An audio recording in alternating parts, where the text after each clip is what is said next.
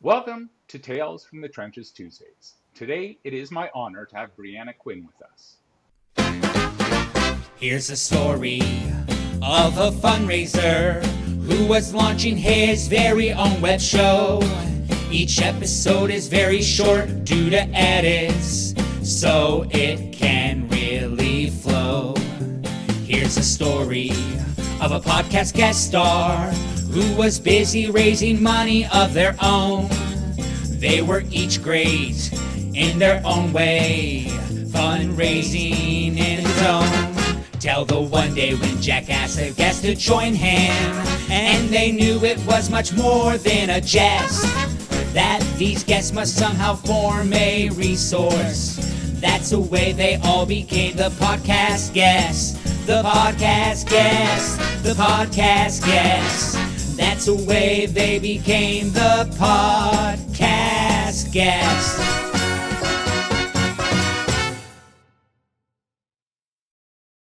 Brieanna is the Director of Individual Giving at Merit America. She has over 20 years of philanthropic development experience, raising record-setting donations at higher education institutions and national nonprofits. After graduating from the Lilly Family School of Philanthropy with a master's in philanthropic studies, she spent over a decade working for small and large universities, building comprehensive annual giving programs. Over the last decade, she worked in K-12 education advocacy and policy organizations where she was responsible for corporate and foundation giving, high net worth individual giving, and building a culture of philanthropy. She brings an innovative and collaborative approach where meaningful change is possible. In addition, Brieanna understands that developing thoughtful relationships takes time and approaches each encounter thoughtfully to ensure solid and lasting relationships with internal and external stakeholders. In her free time, you can find Brieanna at the gym lifting weights, hanging out with her mini goldendoodle Maelyn, or watching football in the fall. Based out of Indianapolis, Indiana, the month of May is spent at the Indianapolis Motor Speedway gearing up for the Indy 500. Well, welcome, Brieanna. Thank you. Happy to be here. And I think fundraising is starting to evolve. It used to just be someone fundraising off the side of their desk, and they had 7 other duties that they were doing, and fundraising was just one of them. Now there's a bit of a concerted effort, to actually create a fundraising program and be strategic about it, as opposed to in the past where it probably wasn't as strategic. And I would just like to say something to that point. And we all have Can I just say something to that point? So Sure. I agree with you. Like, we are becoming more strategic. The concern that I have is I'm still seeing job descriptions that are like, let's title it development director and then just throw the kitchen sink at it. We'll have them do events and major gifts and annual fund and board relations and all of these things. And it's not sustainable for one person. And 2, there's very few people that have the skill set to do all of that. Like, to be a really good grant writer is one thing. To be very good at relationship building is another skill. To have an event planning background is another skill. And so when you, yes, we need to be strategic and thoughtful. And also, I would like nonprofits to start to really look at what kind of fundraising model are we building right now? What do we need to succeed? And if it's a grant writer, hire a grant writer. If it's events, hire somebody for events. But don't just throw the kitchen sink at the job description and be like, here you go. Do it all, because it's a recipe for burnout. It's why the profession is having trouble keeping people. And so I think that just a point I wanted to make. No, I think that's a really valid point. I take a look at some of those job descriptions and, they might as well call the person the Messiah because it's such a huge laundry list of things. And I guess sometimes boards and bosses don't realize that the donors for relationship building, it's taking much longer and much more investment of time to take them on that journey with you.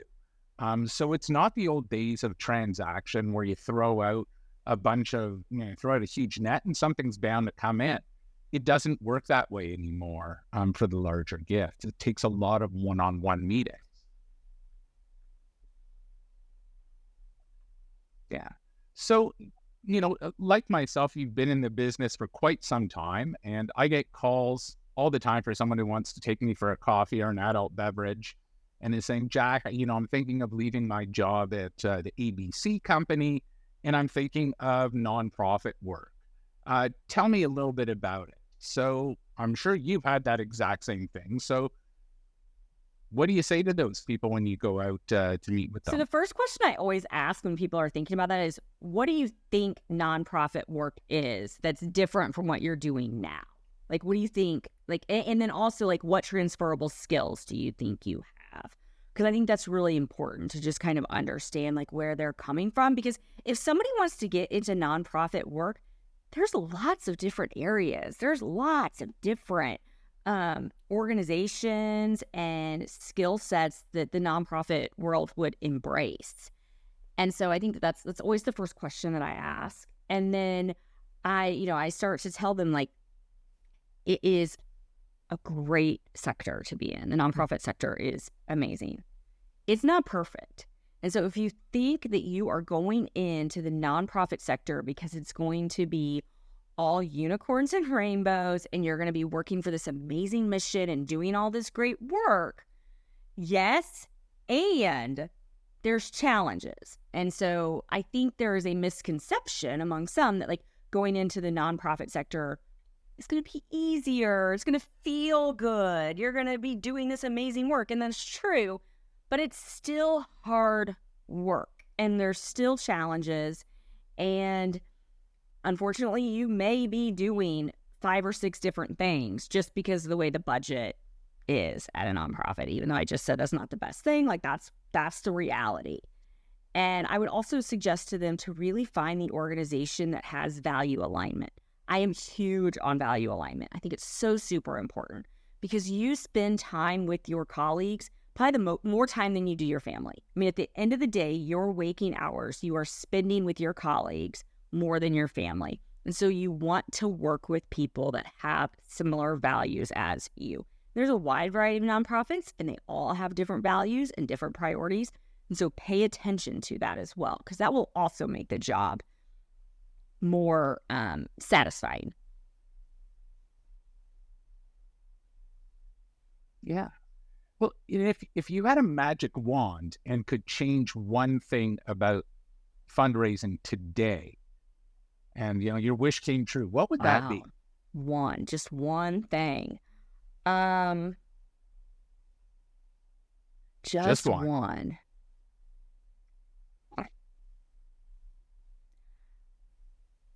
I think I would change the perception, and this is not, I don't want to make this a blanket statement, but there is a perception that you can hire a fundraiser and money is just going to pour in.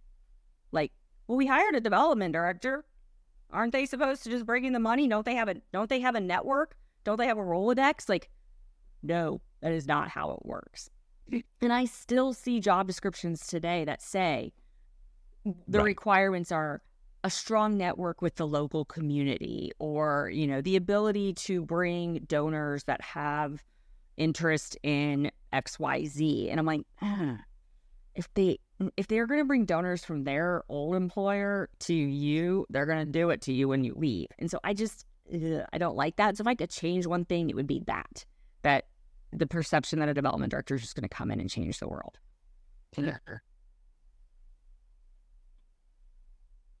Yeah. There's actually two pieces of that. The first piece is, those who bring their donors with them. And if it's ever in a job description, I always tell people to run. That it's not a mature fundraising organization, that they're, just grasping at whatever. And they aren't being respectful of the donor. Just because a donor likes A, B, and C doesn't mean that they're going to like D, E, and F. And just because they have capacity doesn't mean that they're going to support you. Commitment is the number one. Yeah. Right. So I think that's quite true. So I think that's a great thing to kind of change. And again, many boards, at least in Canada, I'm sure it's very similar in the States, they have a fiduciary obligation to make sure there's enough money to run their programs. Right. It's the board's responsibility many of them will absolve themselves of that responsibility by hiring a professional. Oh, we've hired this person. Look how much we're paying. You know, they have to be great. And now we don't have to worry about it. We can deal with governance. And that's usually a huge misconception as well. I serve on a local nonprofit board, and we have that discussion a lot about like what is the board's role in fundraising? And there's some pushback. Yeah. Far too often, board members will say, I'll do anything other than fundraise. Well, it's a fundraising organization. You know, I don't need people to stuff envelopes. I need folks to help fundraise. And people are so uncomfortable with it. That's why it's sometimes very challenging to even find them as board members, because they know they're going to have to go out and solicit, which isn't what they want to do. And I've actually said in board meetings, like, we need to be explicit. Like, when we are in board recruiting, like, state, this is what the board does. Because I don't want there to be a bait and switch, and then the board member be like, this is not what you told me. Right. Yeah. Well, Brieanna, this has been absolutely amazing. If folks wanted to get hold of you, how would they go about doing it? You can find me on LinkedIn. I'm very active on LinkedIn. Brieanna is spelled Brieanna, Quinn, Quinn. We can also thank my dad for that spelling. He wanted all the vowels. But yeah, I try to. So if you followed me on LinkedIn, you'll see that I went through about 7 months of looking for a new opportunity, and really just sort of found my people, and was very vulnerable, very transparent, very authentic about trying to find a new role in the nonprofit sector. And I try to pay that forward. If people reach out to me and they want to connect, they want to have a 15, 30-minute conversation, I try to say yes to everyone, just so that I can pay it forward. I mean, I have talked to people in Africa. I have talked to people in Switzerland.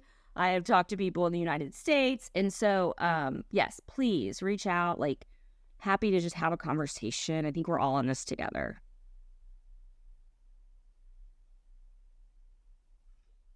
Amazing. Thank you so much for joining. Thank you for having me. Hi, folks. Don't forget to hit the subscribe button right here.